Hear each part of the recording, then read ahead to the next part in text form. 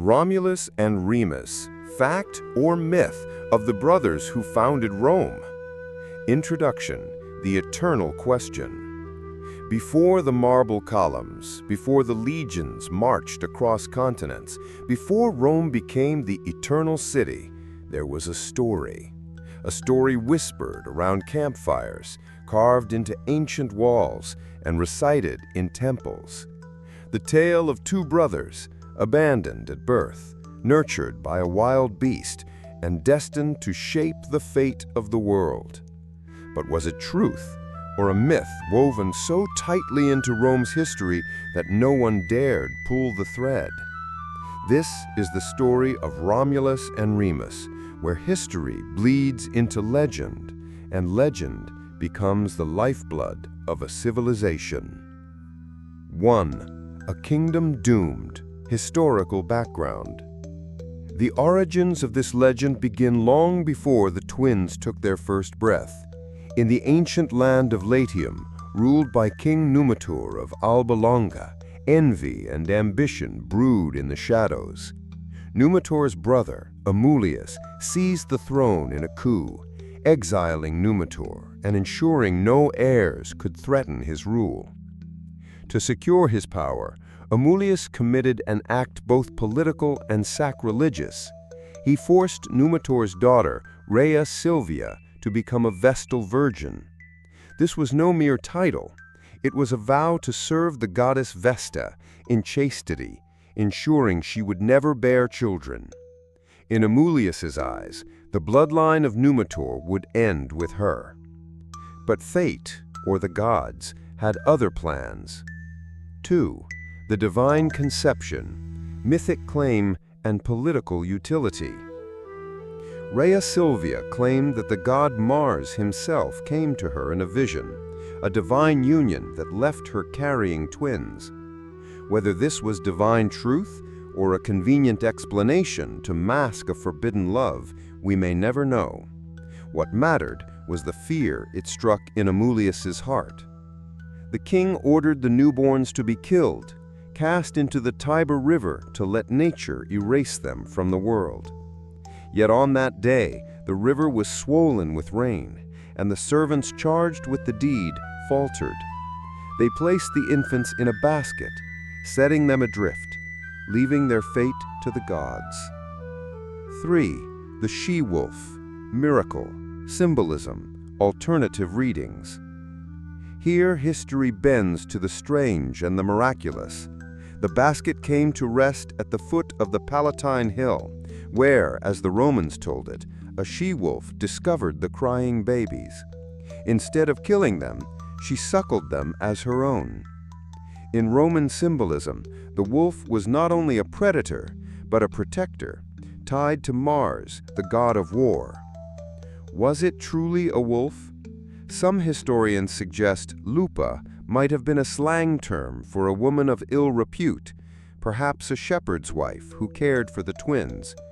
But in Rome's collective memory, it was always the wolf, fierce, wild, and loyal. The image would become one of the most enduring symbols of Roman identity. 4. The mortal guardians, Faustulus and Acca Laurentia. The twins' unlikely survival did not end with the wolf.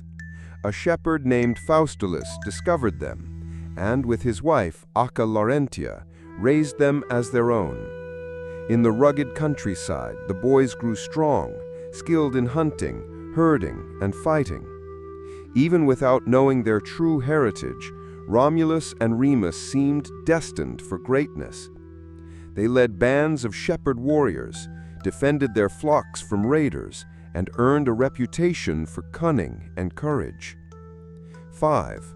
The boys become men, forming power and reputation. Their upbringing among shepherds matters. Archaeological layers on the Palatine Hill show hut foundations and household pottery from roughly the 8th century BCE, a material record that paints a picture of small communities, not an instant city. Romulus and Remus, in legend, emerge from the margins, children of abandonment who become the center. They attracted followers, exiles, fugitives, men who had been pushed to the edges of society. In that makeshift band, the twins learned leadership and the rough arts of authority. In archaic Italy, charisma fused with force to create new claims to power. 6. The revelation of birthright, return of justice. Fate would not keep their origin a secret forever. In a skirmish with the king's men, Remus was captured and brought before Numitor. The old ruler, looking into the young man's eyes, saw the echo of his own blood. Slowly, the truth emerged. These were his grandsons, the rightful heirs of Alba Longa. The brothers, now aware of their lineage, rallied shepherds and exiles, stormed the city, and overthrew Amulius. In a moment heavy with destiny, they restored Numitor to the throne, but neither Romulus nor Remus wished to remain in Alba Longa. Their path lay elsewhere. 7. The birth of Rome, choosing the site. The twins set out to build their own city near the site where the she-wolf had found them. But here, unity fractured. Romulus favored the Palatine Hill. Remus preferred the Aventine Hill. Unable to agree, they turned to augury, the reading of omens through the flight of birds. Augury fused religion and politics in a potent way. To claim divine favor was to claim legitimacy. Stories differ about the number and type of birds each saw. Such inconsistencies show how oral traditions bend and how political interests can color religious interpretation. The question shifts from geography to authority. Who will command the symbolic sanction to found a people? 8. The augury, signs, interpretation, and contention. Accounts vary. Some tell of Remus seeing 6 vultures and Romulus seeing 12. Others reverse the numbers. The dispute over omens becomes a dispute over rightful rule. Augury was not neutral. It was a tool used by aspiring leaders to claim that the gods endorsed their project. As such, the augury scene is less an objective event than a theatrical moment of political chemistry. 9. Blood on sacred ground, fratricide and foundation. No one knows the exact spark that lit the fatal fire.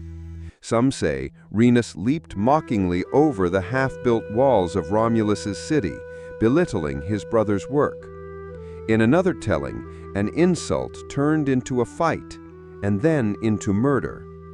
Whatever the spark, Romulus struck Remus down, spilling his brother's blood into the soil that would become Rome. The fratricide is both brutal and symbolic. Founding myths across cultures often encode sibling conflict, encoding the idea that political order can require terrible sacrifices. Remus's blood sanctifies the soil. The city is born with violence in its veins. 11. Archaeology and chronology, what the dirt tells us. Excavations on the Palatine and neighboring hills reveal post holes, hearths, and pottery dated to the mid-8th century BCE, roughly matching the traditional chronology. Archaeology cannot confirm the wolf, the godfather, or the precise drama. The evidence points to a gradual coalescence of villages into a nascent urban center rather than an instantaneous founding by 2 brothers. 12. Sources and versions, Livy, Plutarch, Dionysius. Ancient historians wrote centuries later, blending oral memory, civic ideal, and literary craft. Livy favored moral exempla. Plutarch compared lives to teach ethics. Dionysius sought to reconcile Roman origins with Greek historiography. Each reshaped the story to suit different projects: moral instruction, political legitimation, or cultural explanation. The multiplicity of accounts is not confusion, but evidence of the myth's adaptability. 13. The lupa, wolf, woman, or symbol. Why the wolf? Wolves symbolize ferocity, maternal protection, and wilderness. The image is magnetic and ambiguous. Lupa could mean wolf, or it could be a slang term for a prostitute or wet nurse. Acca Larentia's role also oscillates: benefactress, courtesan, or foster mother. Reading the stories sociologically, the wolf may stand for a network of marginal women who performed wet nursing and informal adoption, a human practice masked later by mythic imagery. 14. The foundation myth as political tool.